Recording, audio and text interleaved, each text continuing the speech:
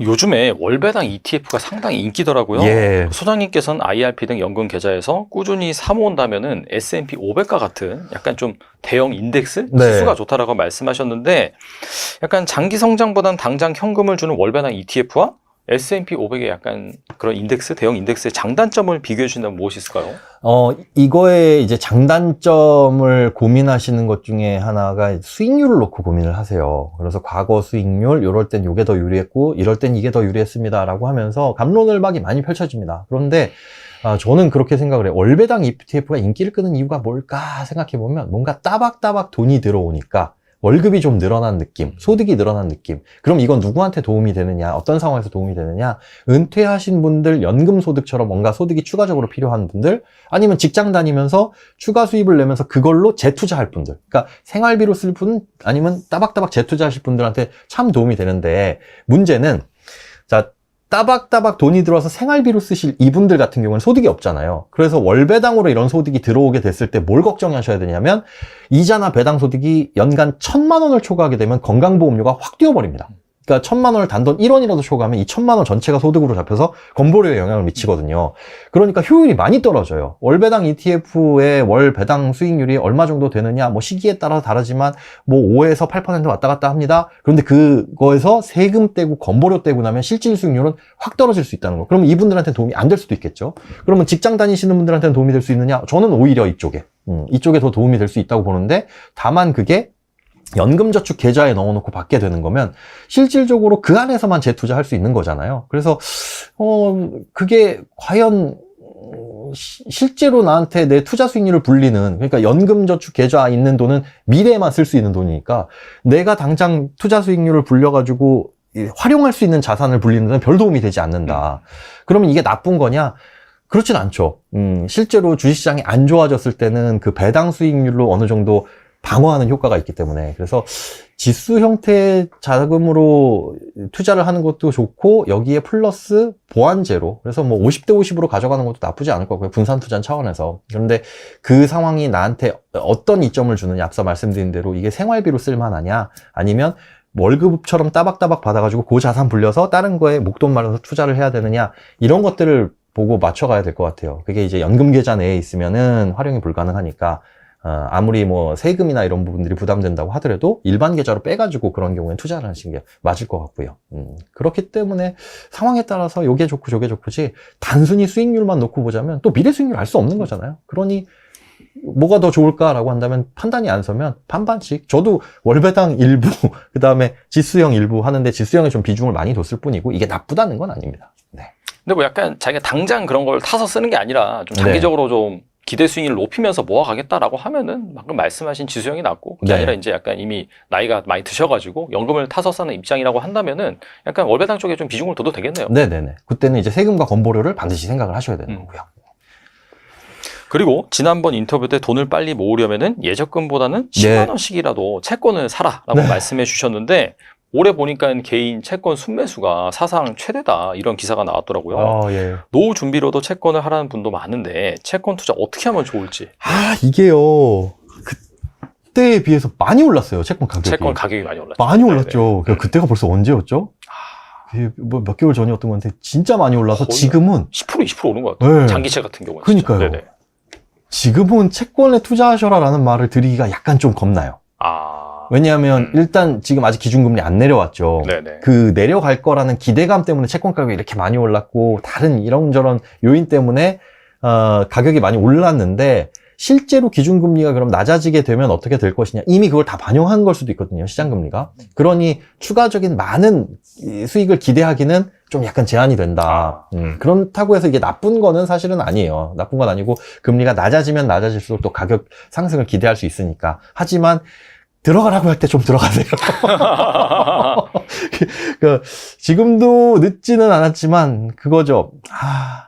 막 6,000원, 7,000원 언저리에서 살 수 있는 게 이제는 7,000원, 8,000원 그 사이에서 왔다 갔다 하고 있으니, 지금 들어가시는 분들은 그래도 꼭대기까지 얼마 안 남았구나, 그런 느낌이 들어서. 하지만 해보시는 거 좋을 것 같고, 가장 안 좋은 거는 이렇게 듣고 아예 그냥 액션을 아무것도 안 취하는 거.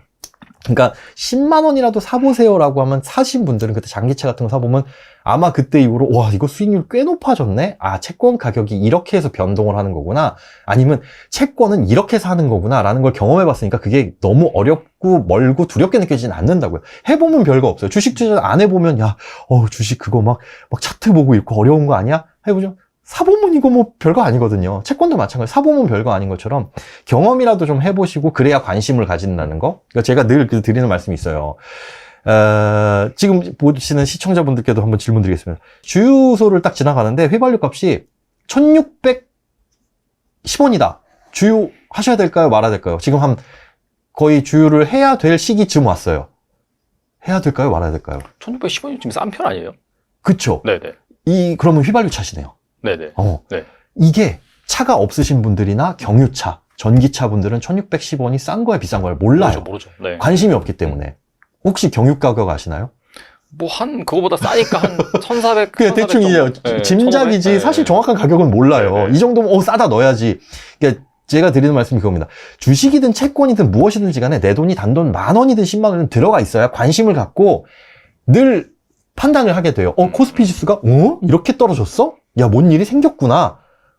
라는 관심을 가지지. 안 그러면 그건 그냥 언젠가 발표한 마치 다른 나라의 아침 기온처럼 전혀 상관없는 숫자가 돼버리는 거거든요. 그렇죠. 그러니까 이거 지금 하시면 수익률 대박 냅니다. 이런 게 아니라 해보셔야 관심을 갖게 되고 내가 투자 판단을 할 수 있는 어떤 기준이 생긴다라는 거. 그래서 지금도 채권 투자라는 게 나쁘진 않은 건데 왜 먹을 수 있는 기대 수익이 많이 줄었습니다라고 하는지 해보셔야 한다. 그래서 10만 원 정도라도 뭐 큰 돈이든 작은 돈이든 한번 들어가 보셔라. 들어가 보시고 그렇게 해보시면 이렇기 때문에 예금 적금보다는 차라리 이걸 하라고 했구나 이런 것들을 경험을 통해서 아시게 될 수 있을 것 같아요.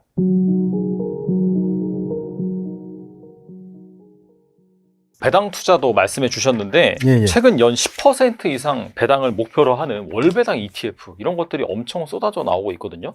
그만큼 뭔가 이렇게 주기적으로 나한테 이제 캐시카고 유입되는 그런 투자 대상에 대해서 관심이 많은 것 같은데, 근데 월배당 ETF가 아닌 매직 스플릿으로 10%를 추구하는 게 더 나은 방법이다라고 말씀하신 것 같은데 그 이유가 무엇인가요? 정확히 말씀드리면 저라면은 월배당 ETF를 한때 많이 투자했던 적이 있었어요, 제가. 근데 그때는 왜 했냐면은 제가 사실은 달러 투자가 주였고, 달러 투자를 하다가 얘가 이제 손실 구간이어가지고 수익실을 못하는 상황이 이제 길어지게 되면 기회비용을 해지해야 되잖아요. 그래서 걔를 원래는 금리가 높을 때는 그냥 은행에 정기예금에 넣었어요. 지금 같은 경우가 그렇죠. 지금 같은 경우에 그냥 달러 투자하다가 물리게 되는 상황이 오면은 정기예금에 넣으면 5% 정도 이자를 줘요. 훨씬 안정적이죠.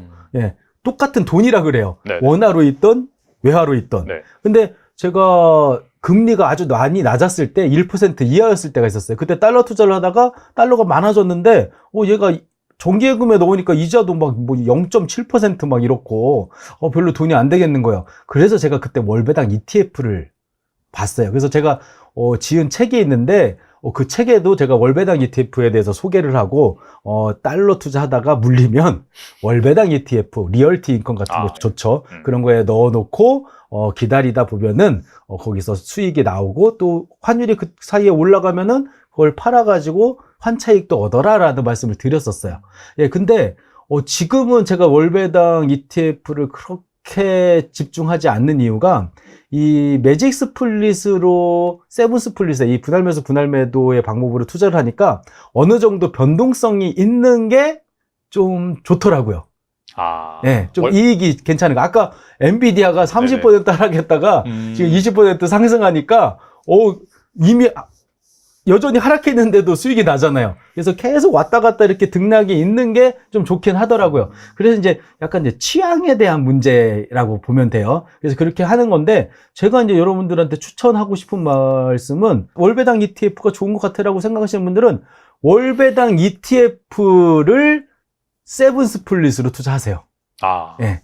그래서 저는 실제로 그랬어요. 제가 그 달러가 남아 돌아서 월배당 ETF 살 때도 한 번에 다 산 게 아니에요. 한 번에 다 샀는데 주가가 하락하면은 배당 받아봤자 손실 나는 상황도 발생해요. 얘도 잘 운영을 해야 된다는 거죠. 그래서 분할 매수, 분할 매도를 하면서 수익 실현해갖고 현금 흐름도 받고, 아까 제가 161 투자했는데 팔았는데도 배당 들어왔다고 했잖아요.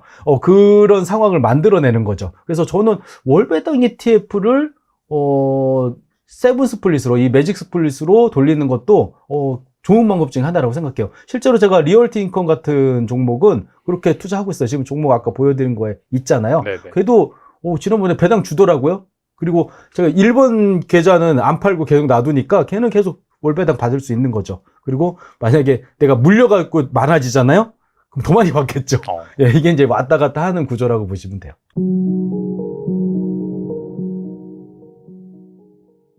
최근에 월배당 ETF에 대한 이 투자가 상당히 인기가 많잖아요. 이사님께서는 이미 오래전부터 당장 배당주 투자에 뛰어들어야 된다라고 말씀하셨는데, 이 배당 투자를 계속해서 주목해온 이유는 무엇일까요?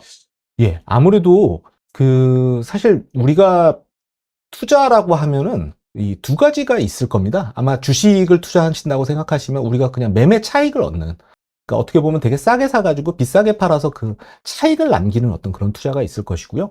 어떻게 보면은 뭐 벤자민 그레이엄이라든지 전통적인 가치 투자자들이 생각하는 기본적인 논리는 굉장히 어떻게 보면 주가가 저평가되어 있는 싸게 사가지고 이게 고평가 됐을 때 팔라라고 하는 논리가 될 겁니다. 이거는 전통적인 어떻게 보면 안전만이라고 볼 수 있고요. 근데 대부분 사람들이 어떻게 생각하시냐면 사실은 우리가 그 배당주 투자나 이런 것들에 대한 가정은, 기본적인 가정은 사실 장기 투자에 대한 가정이 깔려 있습니다. 지금 말씀드린 중간에 매도를 한다든지 하게 되는 가정에는 주식을 사가지고 어떻게 보면 그냥 많이 먹겠다라고 하는 그런 논리가 있다면, 사실 우리가 주식이나 채권 같이 만기가, 주식이라는 건 만기가 없지 않습니까? 그렇죠. 맞아요. 그리고 채권은 또 만기가 정해져 있습니다. 그리고 그 만기가 정해져 있는 상태에서 이자를 주는 어떤 형태고, 주식은 어떻게 보면은 만기가 없는 상황에서 그냥 그때그때 우리가 이익을 많이 났을 때 그거의 일정 부분을 주인에게 이제 되돌려주는 어떤 그런 구조이기 때문에, 사실 우리가 노후를 좀 생각한다라고 보면 주식이라고 하는 게 어떻게 보면은 영원히 지속될지는 모르겠지만 가정상에서는 우리가 영원히 지속될 거라고 보거든요. 네네. 그렇다고 보면 우리 노후도 이제 길어지고, 그러다 보면은 이렇게 만기가 정해져 있는 것들보다는 만기가 좀 긴 상태에서 그래도 안정적으로 내 수익을 지켜줄 수 있는 그 따박따박 배당으로 어떻게 보면 내 노후를 설계한다든지 이럴 수 있는 방법이 하나가 있는 것이죠. 그래서 어떻게 보면은 주식을 좀 만기 보유, 좀 길게 가지고 가신다는 그런 개념 하에 나는 이거를 뭐 시세 차익을 거둔다기보다는 배당도 좀 이걸로 내 어떻게 보면 미래에 내 노후 설계할 거야. 이런 분들한테 굉장히 좀 아주 적당한 게 제가 봤던 배당인 것 같고요. 그리고 또 좋은 거는 이 배당주라고 하는 건 전통적인 어떻게 보면 가치 투자의 성격을 아주 많이 가지고 있습니다. 네네. 아무래도 배당을 한다라는 것 자체는 기본적으로 우리가 현금이 많지 않으면, 우리가 보유하고 있는 현금이라든지 우리가 잉여 현금 흐름이라고 따박따박 우리 이 기업이 굉장히 안정적으로 수익을 내지 않으면 사실 또 따박따박 줄 수가 없습니다. 그러다 보면 우리가 장기 투자하기 이거 괜찮은 것 같다, 이렇게 생각하실 수도 있는 부분이니까 결국은 우리가 이 배당이라는 논거 하에서도 지금은 이 주가 대비해서 배당 수익률이 굉장히 높다라고 하는 것들은 뭐 이랬을 가능성이 높은 거죠. 지금 주가가 충분히 많이 빠져가지고 그 주가 대비해서 주는 배당액이 굉장히 매력적이다라는 것도 그 기업이 또 저평가됐을 기현성들도 또 가지고 있거든요. 네네. 그래서 어떻게 보면 가치 투자의 논거랑 되게 맞는 거죠. 저PER 아니면 고배당 수익률을 우리가 투자하는 것들은 기본적으로 그 기업이 내재 가치보다는 좀 저렴할 때 들어가자라고 하는 논리니까 어떻게 보면 지금에 딱 맞는 게 아닌가. 만약에 주식을 내가 싸게 사고 싶다라고 하는 그 생각이 있으시더라도 그러면 한번 얘는 가치 주니까 이게 한번 저평가됐을 때 한번 사보는 어떤 그런 논리도 한번 우리가 생각해 볼 수 있는 부분들이기 때문에 제 생각에는 굉장히 배당주 투자는 공부를 많이 해두시면 어떻게 보면 좀 길게 봤을 때, 지금 당장 막 유용하지 않으실 수 있어도 길게 봤을 때 내 연금 자산을 관리하는 방법, 내 어떻게 보면 우리 3대 무슨 절세 계좌라고 우리 많이들 일컫지 않습니까? 네. 그런 절세 계좌를 관리하실 때 굉장히 유용한 도구다. 내가 그 무기를 하나 가지고 있는 거다. 이렇게 생각하실 수 있다고 생각이 됩니다.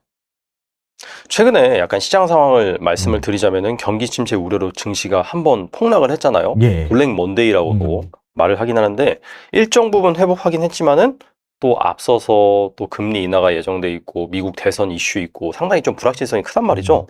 증시가 또다시 폭락하는 것이 아니냐 이런 우려도 있는데 이런 상황에서 뭐 월배당 투자 괜찮을까요? 어떻게 보세요? 사실 요 부분과 관련돼서는 제가 좀 그림을 좀 준비해 왔는데 한번 그림 보시면서 좀 설명을 드리겠습니다. 사실 지금 보여드리는 그림이 지난 2020년 이후부터 해서 미국이 이제 금리 인하했던 시기들을 제가 노란 박스에 이렇게 표시를 좀 해드렸습니다. 그리고 그 밑에 그림은 보시면 그 시기랑 그냥 오버랩 해가지고 S&P 500의 성장주와 가치주의 상대 지수를 제가 한번 그려봤습니다. 여기서 이제 그 파란 선, 밑에 있는 파란 선이 올라가면은 시장 대비해서 지금 성장주들이 훨씬 더 아웃퍼포한다라고 보시면 되고요. 내려간다라고 할 때는 가치주들이 아웃퍼포하는 국면이 펼쳐진다고 보시면 되는데요.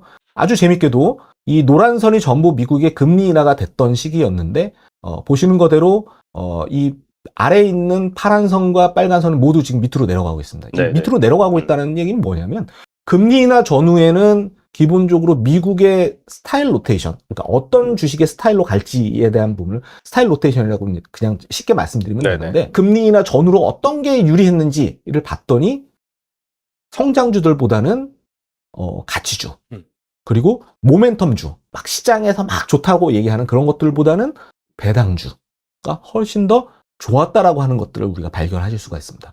이거는 지금도 저는 해당이 된다고 생각이 됩니다. 오늘도 보면은 요 며칠 보시게 되면 나스닥 지수랑 필라델피아 반도체 지수가 별로 좋지가 않습니다.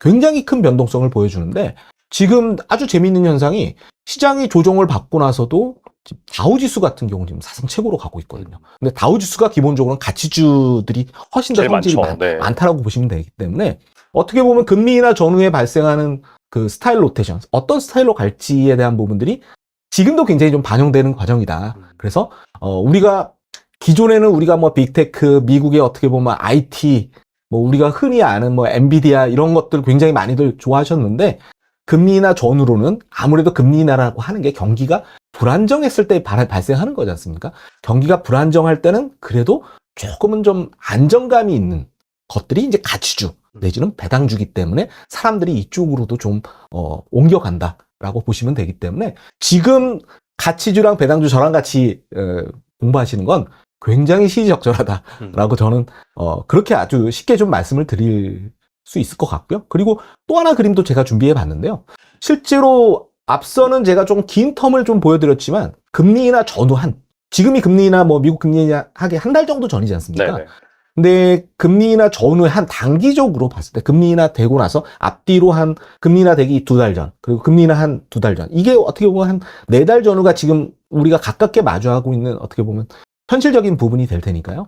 요때 미국의 업종들이 어떤 업종들이 좀 성과가 좋았는지 제가 봤거든요. 근데 굉장히 좀 재밌게도 IT주들 같은 경우가 별로 좋지가 않습니다.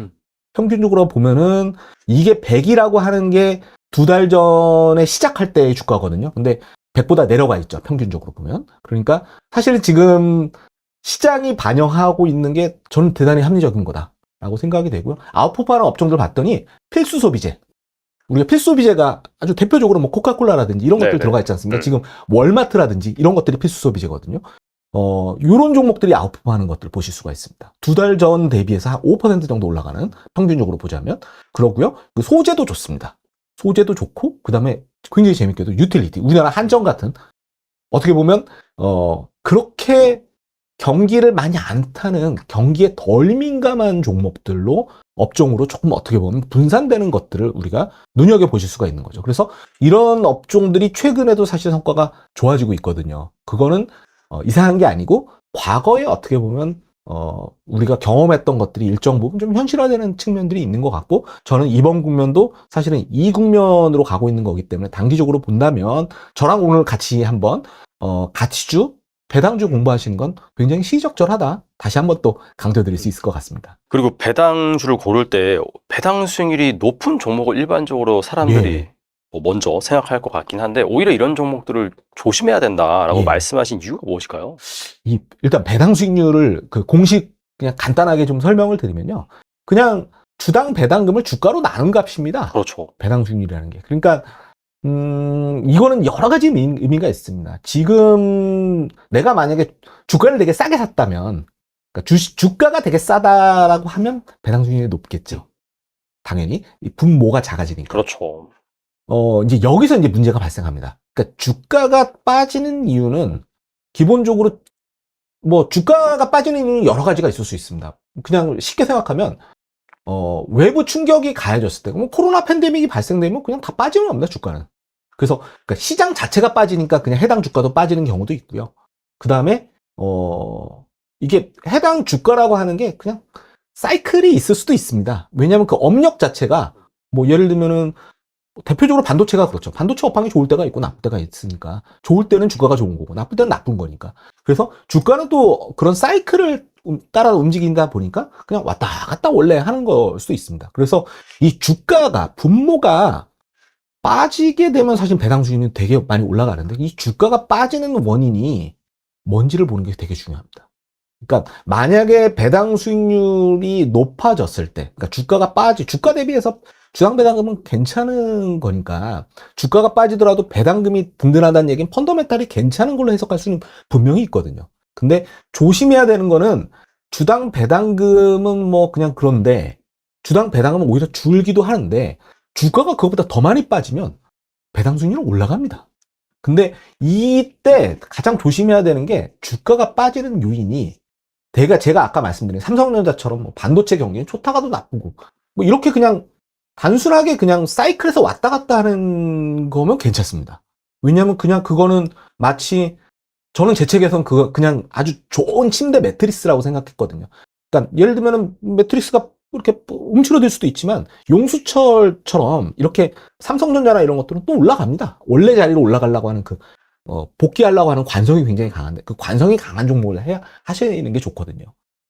그게 왜냐면 그래야지 내가 싸게 산 것들이 제자리로 갔을 때 내가 싸게 사면은 그 안전마진을 먹기 때문에 이제 우리가 그렇게 표현을 하는데 그게 아니라 예를 들면 과거에 뭐 대표적으로 저는 예전에 지금 스마트폰이 나오기 이전에 저는 그 당시 때 그냥 우리가 플립폰들이 그렇다고 봐요. 대표적인 모토로라 같은 경우 아니겠습니까? 네네. 당시 주가가 많이 빠져가지고 배당 수익률이 높아졌다고 쳐요. 근데 그때 만약에 모토로라를 만약에 샀다. 이 배당 수익률이 높아가지고. 그럼 어떻게 됐을까요?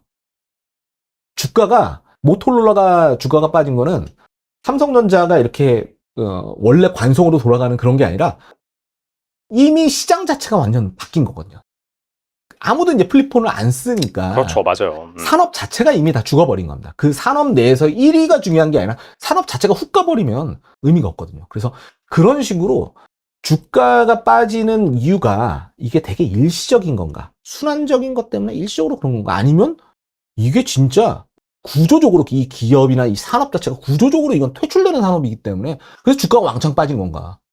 그거는 가려내셔야 되는데 물론 쉽진 않습니다. 쉽진 않지만 그래도 그거 공부 많이 하셔야 됩니다.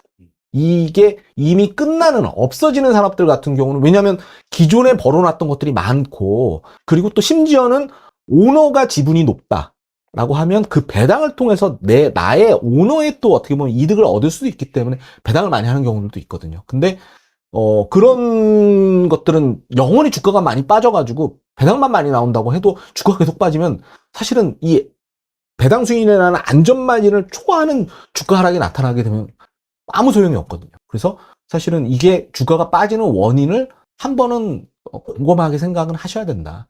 이렇게도 또 말씀드릴 수 있을 것 같습니다.